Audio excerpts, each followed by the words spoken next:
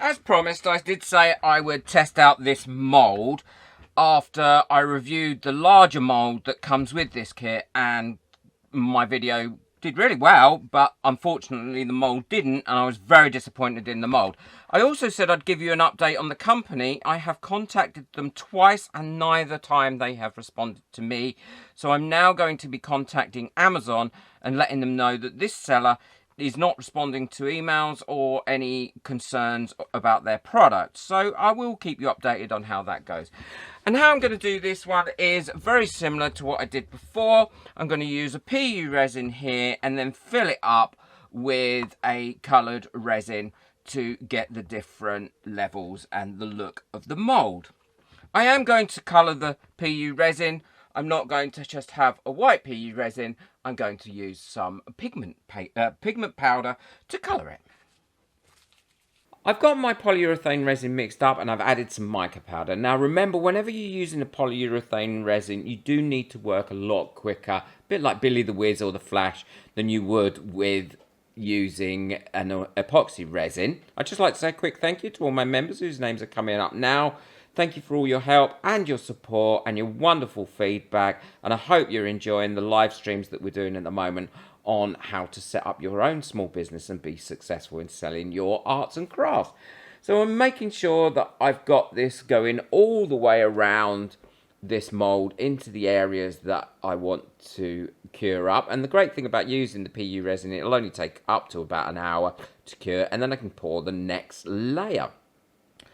These little edges are a little bit more difficult to get it in, but it does go in there okay. And I'm just using a popsicle stick here to ensure that I've got the resin going all the way across and through it, and making sure that there's no bubbles trapped in any of the corners. If you'd like to buy me a coffee just to say thank you, believe me, it really is appreciated. Your name will go on my coffee board for next month and helps me to buy all the equipment and bits and pieces that I need for this channel.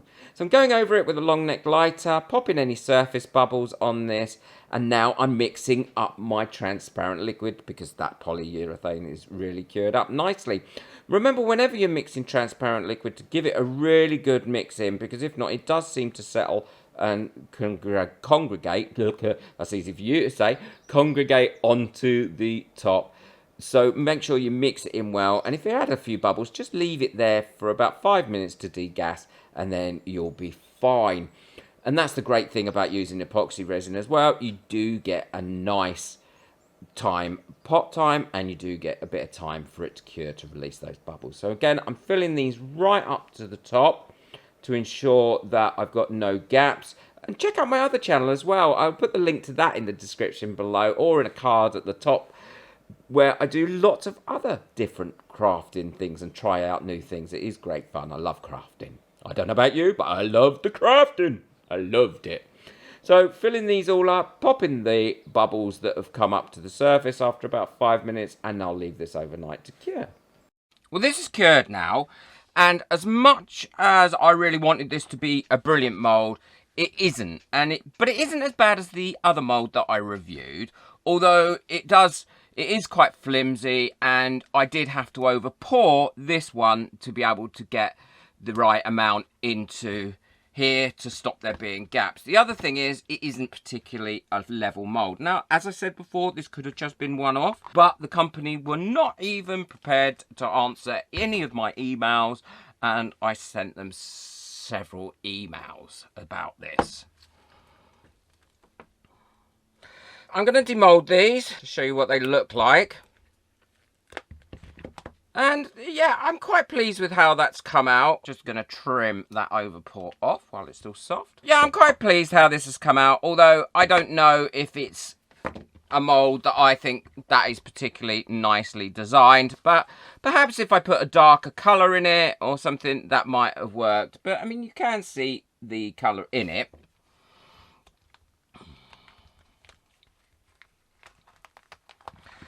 This one I really do like. I think that's quite a nice shape, and you could put a nice little design in the bottom there.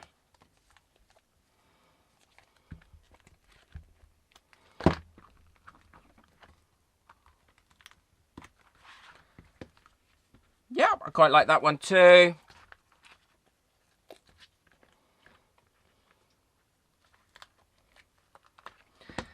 And again, not overly keen on that one. I think it's the ones with the smaller bits in that I'm not over keen on. And that might just be because I put translucent resin pigment in them as opposed to having a dark pigment in there. Perhaps if I'd have put a really dark pigment in there, which was opaque, that might look a lot better. But overall, they're not too bad. Let me know what you think of them in the comments below. I'd be interested to know what you think. I'd also be interested to know if there was anybody that purchased this mould from the same company as I purchased it from, and I have put the link to it in the description below, that also had the same problems. I'm now going to contact Amazon and let them know that this seller is not responding to any emails and see what they have to say about this. And I probably will, even though I've used this mould, it's not fit for purpose, so I probably will send it back. Don't forget to hit the subscribe button and please boop the thumbs up button because it really does help my videos to get out there. If you'd like to buy me a coffee, then the link for that is in the description below, along with the link for everything that I've used today. Be sure to check out the video that's coming up next, and I'll link the one that I did prior to this on the other mould